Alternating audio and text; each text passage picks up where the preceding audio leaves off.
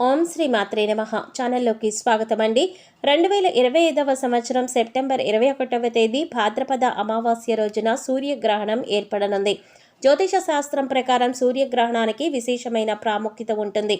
అయితే ఈ సూర్యగ్రహణం ఏ రాశిలో, ఏ నక్షత్రంలో, ఏ సమయంలో ఏర్పడుతుంది, అలాగే ఈ గ్రహణం భారతదేశంలో కనిపిస్తుందా లేదా, అదేవిధంగా గ్రహణ సమయంలో ఎటువంటి నియమాలను అనుసరించాలి, ముఖ్యంగా ఈ గ్రహణ ప్రభావం ఏ రాశుల వారిపైన అధికంగా ఉంటుంది, అలాగే గ్రహణ సమయంలో గర్భిణీ స్త్రీలు ఎటువంటి జాగ్రత్తలు తీసుకోవాలి అనే విషయాలను గురించి ఈ వీడియోలో మనం వివరంగా తెలుసుకుందాం.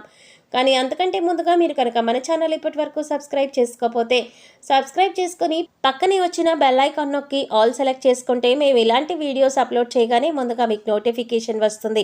అలాగే వీడియో నచ్చినట్లయితే లైక్ చేసి మీ ఫ్రెండ్స్ అండ్ ఫ్యామిలీ మెంబర్స్తో షేర్ చేసుకోవడం మర్చిపోకండి.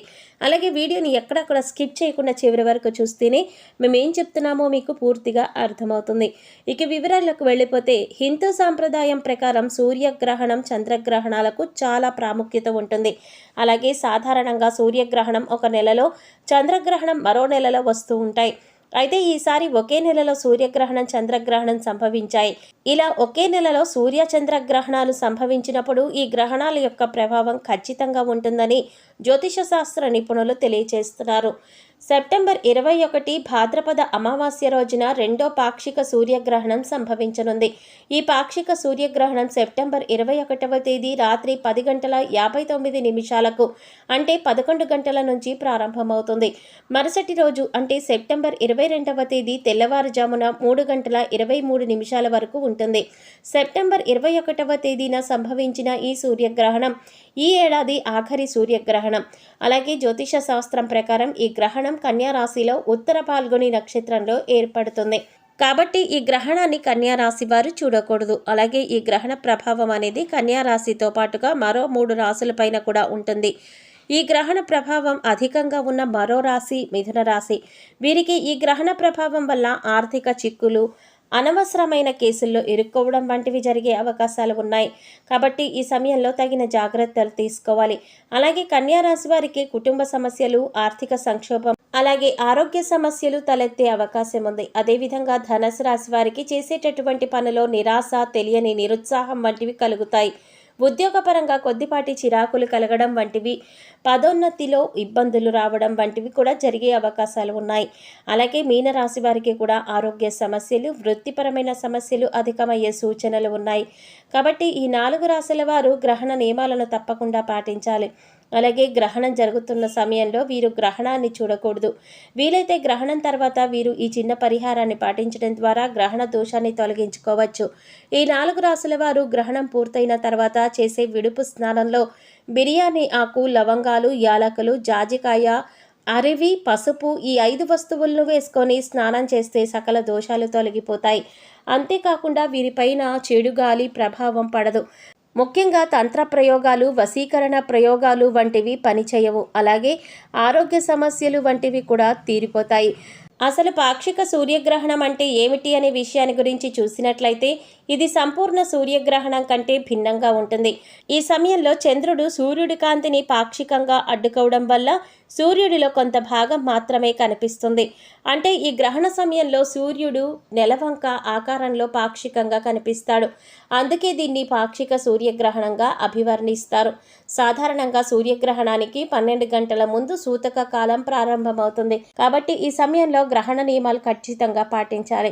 ఈ గ్రహణ సమయంలో ఎటువంటి నియమాలను పాటించాలి, అలాగే ఏ పనులు చేయకూడదు అనే విషయాన్ని గురించి చూసుకున్నట్లయితే సూతక కాలం ప్రారంభం కావడానికి ముందే తలస్నానం చేయాలి. వీలైతే దగ్గరలో ఉన్న నది, సరస్సు వంటి వాటిల్లో స్నానాన్ని చేయడం వల్ల ఉత్తమ ఫలితాలు కలుగుతుందని, అలాగే గ్రహణ సమయంలో ఎవరు కూడా ఆహారాన్ని తీసుకోకూడదని పండితులు చెప్తున్నారు. అలాగే ఈ సమయంలో ఎవరు పంచాంగం చూడకూడదు, శుభకార్యాలు చేయకూడదు. అలాగే ఈ సమయంలో దేవాలయాలు కూడా మూసివేస్తారు. ముఖ్యంగా గ్రహణ సమయంలో ఎటువంటి ప్రయాణాలు చేయకూడదు. ప్రతి ఒక్కరూ గ్రహణ నియమాలను పాటించాలి. గ్రహణం రోజున ఉపవాస దీక్షను చేయాలి. అయితే గర్భిణీలు, చిన్నపిల్లలు వంటి వారు గ్రహణానికి 1:30 జాము అంటే 4:30 గంటల ముందు వరకు ఆహారాన్ని తీసుకోవచ్చు. కానీ గ్రహణం ప్రారంభం ప్రారంభమయ్యాక మాత్రం ఎటువంటి ఆహారాన్ని తినకూడదు. ముఖ్యంగా గ్రహణ ప్రభావం అనేది గర్భిణీ స్త్రీలపైన ఉంటుంది కాబట్టి గర్భిణీలు జాగ్రత్తలు తీసుకోవాలి. అలాగే ఈ సమయంలో గర్భిణీ స్త్రీలు నదులు, సరస్సులు వంటి వాటిలో స్నానం చేయకూడదు. కేవలం ఇంట్లోనే స్నానం చేయాలి. అది గ్రహణం పూర్తయిన తర్వాత చేయాలి. ముఖ్యంగా ఈ సమయంలో గర్భిణీ స్త్రీలు అటు ఇటు కదలకూడదు. ఈ విధంగా కదలడం వల్ల పిండంలో ఉన్న శిశువుకు ప్రమాదం వాటిల్లే అవకాశం ఉంటుంది. కాబట్టి గ్రహణ సమయంలో సాధ్యమైనంత వరకు ఏ పనులు చేయకుండా ప్రశాంతంగా పడుకుని ఉండడం మంచిది. ఈ గ్రహణం అనేది రాత్రి సమయంలో సంభవిస్తుంది కాబట్టి గర్భిణీలకు అంత ఇబ్బంది ఏమీ ఉండదు. అయితే గర్భిణీ స్త్రీలు గ్రహణాన్ని చూడడం వంటి పనులు చేయకూడదు. అలాగే గ్రహణ కిరణాలు వారిపైన పడకుండా తగిన జాగ్రత్తలు తీసుకోవాలి. అదేవిధంగా ఈ సమయంలో గర్భిణీ స్త్రీలు దర్భగట్టితో తయారు చేసిన కంకణాన్ని ధరించి కాలభైరవాష్టకం లేదా కాలభైరవ దశనామ స్తోత్రం పఠించడం ద్వారా గర్భంలో ఉన్న శిశువుకు మంచి జరుగుతుంది. చెప్పాలంటే ఈ దర్భగడ్డితో చేసిన కంకణాన్ని స్త్రీలు, పురుషులు, పిల్లలు ఎవరైనా ధరించవచ్చు.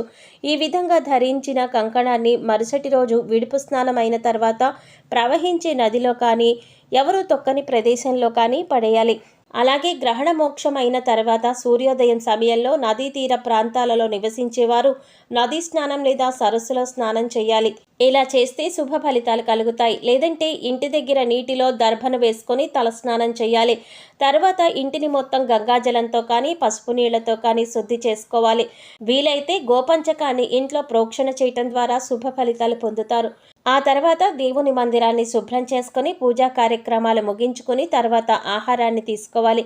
అలాగే ఈ గ్రహణం యొక్క ప్రభావం ఆహార పదార్థాలపైన, ఇంటిపైన ఉండే పూజా సామాగ్రి మరియు దేవుని విగ్రహాలపైన ఉండకుండా ఇంటిపైన అలాగే నీటిలో వస్తువుల్లో కూడా దర్భను కానీ గరికను కానీ వేసుకోవాలి. ముఖ్యంగా గ్రహణ సమయంలో తాగేటటువంటి నీటిలో దర్భలతో పాటుగా తులసి దళాలు కూడా వేయాలి. ఇది మనకు అనాదిగా వస్తున్న ఆచారం. అలాగే గ్రహణం తర్వాత రోజు రావి చెట్టు దగ్గరకు వెళ్ళి చెట్టుకి నీరు పోసి రావి చెట్టు మొదట్లో దీపారాధన చేయాలి.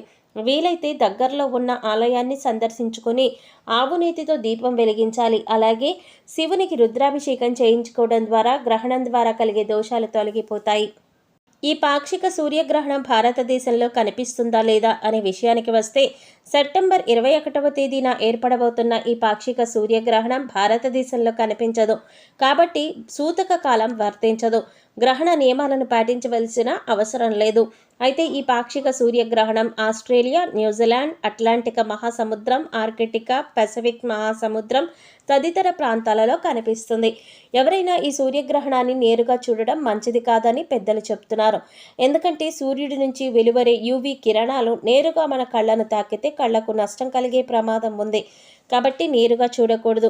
గర్భిణీ స్త్రీలు ఇంట్లో నుంచి బయటకు కూడా రాకుండా తగు జాగ్రత్తలు తీసుకోవాలి. ఈ సమయంలో ఆధ్యాత్మిక చింతన మేలు చేస్తుంది. అయితే 2027 ఆగస్టు 2వ తేదీన సంభవించే సూర్యగ్రహణం ఈ దశాబ్దంలోనే అతిపెద్ద సూర్యగ్రహణంగా పేర్కొంటున్నారు. చూసారు కదండి, 2025 సెప్టెంబర్ 21వ తేదీ సూర్యగ్రహణం ఏ సమయంలో, ఏ నక్షత్రంలో, ఏ రాశిలో ఏర్పడింది, అలాగే ఈ గ్రహణం భారతదేశంలో కనిపిస్తుందా లేదా, ఈ గ్రహణ ప్రభావం ఏ రాశులపైన ఉంటుంది, అలాగే ఈ గ్రహణ సమయంలో గర్భిణీ స్త్రీలు ఎటువంటి జాగ్రత్తలు తీసుకోవాలి, ఎటువంటి పరిహారాలు చేసుకోవాలి అనే విషయాలన్నీ కూడా ఈ వీడియోలో మనం వివరంగా తెలుసుకున్నాం కదా. ఈ వీడియో మీకు నచ్చినట్లయితే లైక్ చేసి మీ ఫ్రెండ్స్ అండ్ ఫ్యామిలీ మెంబర్స్లో షేర్ చేసుకోవడం మాత్రం మర్చిపోకండి. అలాగే ఇప్పటి వరకు మన ఛానల్ సబ్స్క్రైబ్ చేసుకోకపోతే సబ్స్క్రైబ్ చేసుకొని పక్కనే వచ్చిన బెల్ ఐకాన్ నొక్కి ఆల్ సెలెక్ట్ చేసుకుంటే మేము ఇలాంటి వీడియోస్ అప్లోడ్ చేయగానే ముందుగా మీకు నోటిఫికేషన్ వస్తుంది. మరో చక్కటి వీడియోతో మళ్ళీ కలుద్దామండి. ఓం శ్రీమాత్రే నమః.